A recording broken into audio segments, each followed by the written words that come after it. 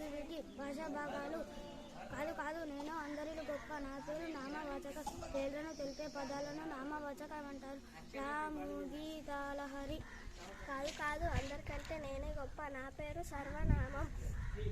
నామవాచకానికి బదులుగా వాడే పదాన్ని సర్వనామం అంటారు. ఉదాహరణ అతడు, ఆమె, వాడు, ఇతను.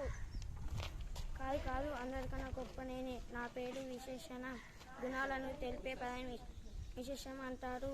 ఉదాహరణ మంచిగా చెడుగా ఋషి. కాదు కాదు అందరికంటే నేనే గొప్ప. నా పేరు క్రియ పనిని తెలిపే పదాలను క్రియ అంటారు. ఉదాహరణ వచ్చాడు, వెళ్ళాడు, తిన్నాడు. కాదు కాదు అందరిలో నేనే గొప్ప. నా పేరు అవ్యయం. లింగవచన విభక్తుల చేత మార్పు పొందని పదాలను అవ్యయం అంటారు. ఉదాహరణ ఓహో, హాహా, అవును.